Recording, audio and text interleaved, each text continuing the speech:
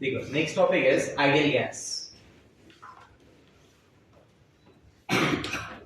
अब ideal gas basically कौन सा gas? Gas which obeys all the gas laws, gas which obeys all the gas laws at all conditions of temperature and pressure। सारी conditions पे, temperature pressure की कोई भी condition हो, अगर वो जो गैस लॉज है मेरे पास, बॉयल्स लॉ, चार्ल्स लॉ, इन सबको सेटिस्फाई कर रहा है, इन सारे लॉज को फॉलो कर रहा है, तो ऐसी गैस को बोलते हैं आइडियल गैस। क्या बोलते हैं? Ideal gas. बराबर। अब सच बात तो ये है कि ideal gas is like ideal student. जैसा ideal student does not exist, वैसा ही रियल में ideal gas also does not exist. Ideal student मतलब क्या है? बोला तो वो फॉलो करने का, आया समझ में? बोला कल सुबह 5 बजे आ जाने का है तो 5 बजे आ जाने का, आया समझ में? ऐसा नहीं कि मैं तो सुबह 4 बजे सोता ही हूँ, रात को नींद नहीं आ रहा है मेरे को, मेरा वॉचमैन का ड्यूटी है, ऐसा सब थोड़ी अलग अलग बहाना देना चालू कर दिया। नहीं, बोला 15 बार लिखने का है, 20 बार लिखने का है, 50 बार लिखने का है, बात खत्म, लिखने का है, वो अलग स्टूडेंट हो गया। बराबर। जो बोला है, जितना बोला है सब पढ़ के आने का। तो ऐसा परफेक्ट एकदम आइडियल स्टूडेंट एग्जिस्ट होना पॉसिबल नहीं है अभी के टाइम पे। तो यस और नो? अरे यस और नो? हाँ यस। तो वैसे ही ना आइडियल गैस भी नहीं है, बट सर्टेन कंडीशंस पे कुछ बातों को तो मानेगा ना वो। तो कुछ कुछ ऐसे पॉइंट्स होते हैं जहाँ पे गैस ये नेचर शो करता है। ये एकदम प्रैक्टिकल बात बता रहा हूँ, एकदम रियल बात बता रहा हूँ तुमको मैं, ठीक है? बाकी तो अपन भी बोलेंगे आइडियल गैस, पूरा कॉन्सेप्ट ही आइडियल गैस के ऊपर है, ठीक है? तो डेफिनेशन हिसाब से क्या बोलूंगा मैं कि ऐसा gas which obey all the gas laws at all conditions of temperature and pressure is called ideal gas, ठीक है? तो जिस और ऐसे गैस के लिए इक्वेशन डिराइव किया गया है उसको बोलते हैं आइडियल गैस इक्वेशन, और हम लोग बोलते हैं कि ये सारे लॉज के ऊपर एप्लीकेबल है। बराबर। जो भी आइडियल गैस होगा उसके लिए इक्वेशन एप्लीकेबल है। इस इक्वेशन को बताने के लिए जैसे मैं सबसे पहले यूज कर रहा हूं बॉयल्स लॉ। बॉयल्स लॉ का क्या रिलेशन है? मैथमेटिकली अपन क्या बोलते हैं? Pressure is yes, can I write it like this? क्या बोलते हैं? हाँ या ना? What are the conditions? Come on. And constant and number of moles. What is yes और no? Second is Charles law. अगला कौन सा मेरे पास? Charles law. चार्ल्स लॉ का पॉइंट क्या बोलते हैं कि वॉल्यूम जो है ना that is proportional to temperature, absolute temperature if you remember. So in that case it is eight constant pressure and number of moles. If I use Avogadro's law, अगर मैं एवोगाड्रो भी यूज कर लूं इसके अंदर, ठीक है? तो एवोगाड्रो क्या बोलता है? Volume is proportional to volume is proportional to number of moles, volume is proportional to number of moles, tell me the condition at constant pressure and temperature from 1 2 and 3, from 1 2 and 3. Can I write it like this? V is proportional to N into T upon P. Can I write it like this? PV is proportional to N into T. Can I write it like this? PV is equal to nRT. What do you say? Yes or no? Yes. Once you remove the proportionality sign ना, तो आपको एक constant use करना पड़ेगा, and that constant is called universal gas constant. yes, that constant is called Universal gas constant. that constant is called universal gas constant. It is more popular by the name of universal gas constant. इसका एक और नाम होता है रॉशर constant. वो नाम सुना है? फेरारो रॉशर। अरे एक महंगा वाला चॉकलेट नहीं आता, किडनी बेच के लेना पड़े किसी के लिए, कितना महंगा चॉकलेट होता है बोलते 700-800 का 3 या 4 पीस है ना, 5 पीस। सुना है ऐसा मैंने, ना अपन ने किसी को दिया ना अपन ने किसी से लिया, टेंशन नहीं वैसा। समझा नहीं समझा? तो ये आर जो है ना, आर वहां से आया, बराबर? रॉशर कांस्टेंट बोलते हैं। बाकी सारे टर्म्स तो अपने को पता है। P stands for pressure, V stands for volume, N stands for temperature, T, बराबर? और R is universal gas constant. R is universal gas constant. बराबर। Now let us understand what is the significance of R. जब अपन R के बारे में बात कर रहे हैं ना यहाँ पे, तो यहाँ पे बेसिकली जो मुझे सबसे ज्यादा समझना है और सबसे ज्यादा पढ़ना है अभी के लिए, वो यूनिवर्सल गैस कांस्टेंट को थोड़ा डिटेल में। तो universal gas constant represented by R, क्या मैं ऐसा लिख सकता हूँ R is equal to PV upon N into T? What do you say? Yes or no? क्या मैं P की जगह ऐसा लिख सकता हूँ फोर्स अपॉन एरिया? बोलो हाँ या ना? अरे pressure is what and what is volume? क्या मैं वॉल्यूम को ऐसा लिखूं एरिया इनटू लेंथ? बोलो हाँ या ना? Area into height. n क्या हो गया मेरे लिए? Number of mole. टेम्परेचर क्या हो गया मेरा? केल्विन। बराबर। ये मैं मान रहा हूँ 1 मोल, ये मैं बोल रहा हूँ 1 केल्विन। ओके, ये एरिया से एरिया गेट्स कैंसल, तो what it comes? Force into, और ये नीचे क्या हो गया? 1 mole into 1 kelvin. What is this? Force into length, work done और energy stored. What is yes और नो? वर्क डन और Energy stored. वर्क डन और Energy stored. बराबर 1 मोल 1 केल्विन। तो इसका सिग्निफिकेंस हम लोग ऐसे बोलते हैं कि what is R? What is R? R is the work done. R is the work done by 1 mole of gas. R is the Work done by one of gas. to increase its temperature by 1 Kelvin.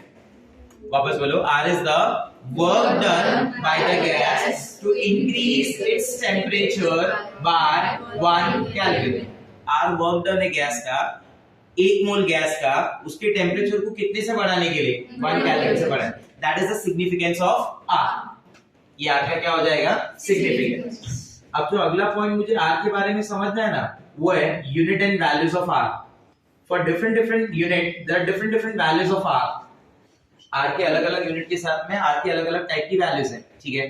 तो अभी इसको proof करने के लिए मैं क्या कर सकता हूँ? R is equal to PV upon NT लिखूंगा, जिसमें मैं N को 1 मोल मानूंगा, T को 1 केल्विन मानूंगा, बराबर? अलग-अलग प्रेशर, अलग-अलग वॉल्यूम में यूज करूंगा कंडीशंस के हिसाब से, ठीक है?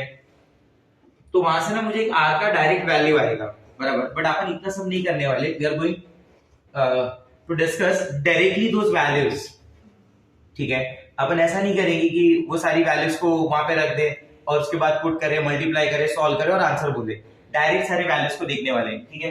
तो यहाँ पे सबसे पहला मैं R के लिए स्टार्ट कर रहा हूँ। R का जो सबसे फर्स्ट वैल्यू है, that is in terms of R की वैल्यू है 8.314। क्या वैल्यू है? 8.314. J by K mole, J by K मोल। ये J स्टैंड्स फॉर जूल, इसको अपन बोलते हैं जूल, जूली की माँ। क्या बोलते हैं? जूली की माँ, याद रखने के लिए। आया समझ में? वैल्यू कितनी है? 8.314। तो instead of writing 8.314 you can write 100/12 also. Equivalent है ना? अरे हाँ है ना? Same unit. उसकी जगह पे मैं ऐसे भी लिख सकता हूँ, it is 25/3। If you are not comfortable with table of 12 तो आप 25/3 ले लेना। 3 के टेबल में मैं मानता हूँ, कॉन्फिडेंस रखता हूँ कि हो जाएगा उसमें। आया ना? ठीक है, समझा मेरा बात? तो या तो 100/12 लिखो या तो 25/3 लिखो, इसका मतलब यही होगा। अब कौन सा यूज कर रहे हो? तुम्हारा दिमाग। आया ना? और तुम्हारे पास जो क्वेश्चन है उसके हिसाब से सॉल्व कर लेना। क्लियर है? R का second value, there is one relation between 1 joule and, और काफी पॉपुलर है ये, सुना है? बराबर? तो उस हिसाब से ना मैं R का एक और वैल्यू यहाँ पे बोलना चाहता हूँ कि दैट वैल्यू इज 8.314 into 10⁻⁷ बराबर पर केल्विन मोल। आया समझ में? नेक्स्ट R का वैल्यू 0.0821। 0.0821 ये वैल्यू कब आएगा? when pressure is in terms of atm and volume is in terms of liter। जो वॉल्यूम लीटर में लेंगे और प्रेशर एटीएम में, तो यूनिट क्या हो गया बोलो? प्रेशर इनटू वॉल्यूम होता है ना, तो लीटर इनटू एटमॉस्फेयर पर मोल केल्विन। लीटा की मां, अरे समझ में? Litre atmosphere. अच्छा, instead of 0.0821 can I write it as 1/12? वही होता है। And instead of that can I write 22.4/273? ये जनरली तब यूज करना, ये तब यूज करना, ये मैं सामने से बता दे रहा हूं, व्हेन टेंपरेचर इज गिवन 273 तक ये टर्म में लिख देना। तो 273 गेट्स डायरेक्टली हो जाएगा। समझ में आ रहा है बात? ठीक है, next we know very well but still मैं बता दे रहा हूं, 1 atm is approximately equal to 1 bar। तो उसमें ये वैल्यू हो जाती है 0.0083 के आसपास. Instead of writing liter ATM, it should be liter bar per mole Kelvin. आप उसको वापस 1/12 22.4/273 लिख सकते हो, कोई प्रॉब्लम नहीं है. अपार्ट फ्रॉम दिस, ये सबसे ज्यादा यूज होता है, याद रखना. ये मेरे लिए सबसे ज्यादा, ये बहुत ज्यादा पॉपुलर भी है और ये बहुत ज्यादा यूजफुल भी है. ठीक है. द नेक्स्ट इज, अगला जो वैल्यू आर का बात करेंगे ना, ये हो जाएगा इज 1.98. कितना है? 1.98. ठीक है. Can I consider 2 calories if you don't mind? क्या बोलते हो? हाँ है ना. और केल्विन मोल. कल की कीमा, कल की नहीं मालूम? अरे जिसको देख के लोगों का कॉन्फिडेंस बढ़ गया कि हम भी हीरोइन बन सकते हैं. देखा है कि नहीं कभी कल की को? नहीं. चलो, कुछ लाइफ में मिस नहीं किया है. Let's see. 2 calorie per kelvin mole. दिखाओ बाद में फोटो दिखाओ. क्यूरियोसिटी आ गई तो कौन सी हीरोइन मिस हो गई मेरे से? सबका तो फोटो देखा है मैं. ये कितना है? 2 कैलोरीज. ये बेसिकली यूज नहीं होता, एनर्जी के टर्म्स में यूज होता है ज्यादा. अपने पास ज्यादा यूज होने वाला ये आया समझ में. Apart from this we can use R का value in terms of litre torr. Torr is another unit of pressure ना. Torr is another unit of pressure. In that case it comes around 63. उस case में value कितने के approx आती है? 63 litre torr पर kelvin mole. Temperature is always measured in terms of and mole, तो हमेशा अमाउंट ऑफ सब्सटेंस का मोल ही रहने वाला है. तो ये दोनों चेंज नहीं होंगे, इसलिए मोल केल्विन चलता रहेगा. ठीक है. अब आर की वैल्यूज यूज कहां पे करनी है, कैसे करनी है? That value of R, remember that value of R depends on pressure and volume. That value of R, it depends on pressure and volume. उसके अकॉर्डिंगली ही R की वैल्यू यूज करना. ये प्रेशर हुआ, ये वॉल्यूम हुआ, ये N हुआ, ये T हुआ, ये R हुआ. ठीक है. Suppose if pressure is given, मान लो अगर जो प्रेशर दिया ना मुझे, वो प्रेशर दिया है in terms of Pascal. Pressure is given in terms of Pascal. या तो पास्कल बोलो या तो नहीं वो नहीं, न्यूटन पर मीटर स्क्वायर. पास्कल और न्यूटन पर एक ही चीज होता है ना. न्यूटन पर metre square is called pascal. In that case volume has to be metre cube. Compulsory है ये, खुद से नहीं सोचने का कुछ भी कि मैं पास्कल लीटर ले लूं, पास्कल मिलीलीटर ले लूं. नहीं, पास्कल है तो volume has to be metre cube. Number of moles तो फिक्स है, ये मोल होगा, ये केल्विन होगा. आर का वैल्यू कौन सा वाला लेना है मालूम है? 8.314 J by K मोल. मतलब यूनिट कौन सी वाली लेंगे? J by K मोल. और 8.314 कैन बी रिप्लेस्ड बाय 100/12 और कैन बी रिप्लेस्ड बाय 25/3. उससे कोई फर्क नहीं पड़ता. ठीक है. नेक्स्ट, अगर आपको प्रेशर एटीएम में लेने बोल रहा है, बराबर, या फिर बार, तो volume has to be in litre. Remember that. Millilitre में नहीं चलता है. लीटर मतलब litre. Number of moles kelvin बराबर, इसका यूनिट क्या हो जाएगा? लीटर एटीएम पर केल्विन मोल और लीटर बार पर केल्विन मोल. फर्क नहीं पड़ता because we consider 1 ATM as 1 bar. If that pressure is measured in terms of mmHg or torr, in such cases, ऐसे केस में आप क्या करेंगे? वॉल्यूम को किस में कंसीडर करेंगे? बोलो. Volume has to be in litre. बराबर. This is mole, this is kelvin. It becomes litre torr पर kelvin mole. You got my point. और यही फॉलो करना है कि कुछ नहीं करना है. इसमें सबसे ज्यादा जो आएगा वो सेकंड वाला आएगा, या तो एटीएम या तो बार, और volume has to be in litre. समझ गए बात को? ठीक है. वापस इस इक्वेशन पे आता हूं. अभी तक मैंने जो भी एक्सप्लेन किया वो आर के बारे में किया था. PV is equal to nRT. This is our ideal gas equation. Yes or no? Form को चेंज कर रहा हूं. Instead of writing number of moles, can I write their mass upon volume? लिख सकते हैं ऐसा? चलो मैं बताता हूं. ये गलत लिख दिया मैंने, आप सही बोल रहे थे. मैं ऐसा लिखूं, मास अपॉन मोलार मास. बोलो हाँ या ना? Mass upon molar mass into R into T. Interchange कर दिया. P into molar mass is equal to mass upon volume into RT. क्या बोलते हैं? हाँ या ना? बराबर. What is density upon volume? Mass ना. And what is mass upon volume? Density. बराबर. ये क्या है? मास. और ये क्या है? Volume. वो मास अपॉन वॉल्यूम डेंसिटी. गलती हो जाए तो सुधार लेना तुरंत. तो मैं इसको ऐसा लिख सकता हूँ कि ये क्या हो गया? मास अपॉन वॉल्यूम हो गया ना. तो PM W by V क्या हो गया? मास upon volume D into RT. तो PM is equal to DRT. बराबर. अब इसको मैं अगर ऐसे बोलता हूँ, एक कंडीशन लेके at constant pressure and temperature. At constant pressure and temperature. तो can I write it like this? Constant temperature constant pressure का बात हो रहा है, तो क्या मैं इसको ऐसा लिख सकता हूँ? M by D. Your M stands for what? Molar mass. इसने स्पेसिफाई कर दिया था. That M is basically molar mass. M by D is equal to RT by P. What do you say? Yes or no? Don't you think यहाँ पे RT और P constant है? Temperature और pressure तो constant माना है आपने. बोलो हाँ या ना. And that R is already constant. वो तो दुनिया के लिए कांस्टेंट है ना भाई. Say something. Yes or no? Can I say M by D is constant? हाँ या ना. तो क्या मैं ऐसा बोल सकता हूँ M1 by D1 is equal to M2 by D2? What do you say? समझ में आ रहा बात? तो क्या मैं ऐसा भी बोल सकता हूँ on the basis of this molar mass of gas is directly proportional to the density of the gas? बोलो. ठीक है. What is density? W by V ना. What is density?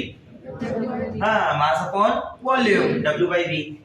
मैं अगर मान लो इसका ऐसा लिखता हूँ कि P is equal to या P by dt. देखना मैं कैसे अरेंज कर रहा हूँ. P by dt is equal to R by M. चलेगा क्या? For a gas, for a the molar mass is always constant. For a gas the molar mass is Always constant. तो R by M will constant ना. उस particular gas के लिए R by M का value तो क्या रहेगा? Constant रहेगा. हाँ या ना. तो क्या मैं ऐसा लिख सकता हूँ P by dt is equal to K. K is what? तो क्या मैं इसको ऐसा लिख सकता हूँ P1 upon D1 T1 is equal to P2 upon D2 T2. What do you say? Yes or no? Possible है कि P1 upon D1 T1 is equal to P2 upon D2 T2. ये भी एक फॉर्म बन जाएगा. क्या बोलते हो? हाँ या ना. For n mole of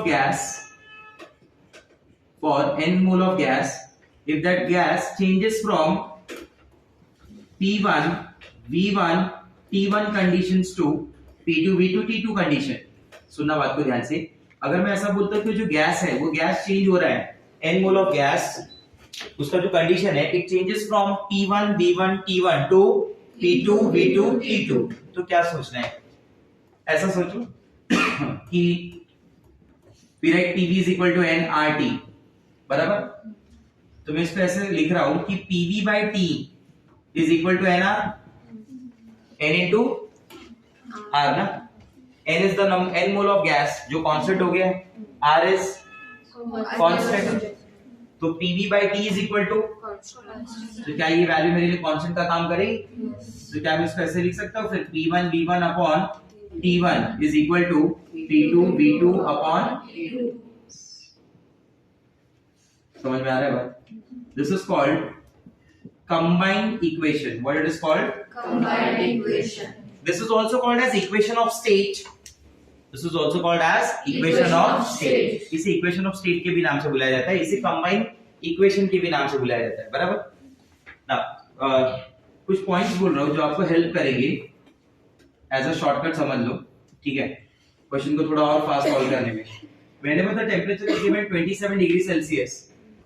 Whenever the temperature is given 27 degrees. ये मान लो टेम्परेचर है which is given in degree Celsius. ये होता है temperature in terms of kelvin और ये होगा T by R. ठीक क्या होगा? T by R. ठीक है. देखो if temperature is given in degree Celsius 27 degree Celsius तो मैं बोलता हूँ कि वो केल्विन में कितना होगा? 300 केल्विन. बराबर. और मैं बोलता हूँ कि 300 by 12 R को मैं मानता हूँ 1 by 12 मान लो. वहां पे जो मैं वैल्यू सब्स्टिट्यूट कर रहा हूँ ना R की, वो कितनी वैल्यू है? 1 by 12. कितनी वैल्यू है? 1 by 12. कितनी वैल्यू है? 1 by 12. ठीक. देखो अगर मैं R की उस वैल्यू को 1/12 सब्स्टिट्यूट करता हूँ तो ये हो जाएगा 300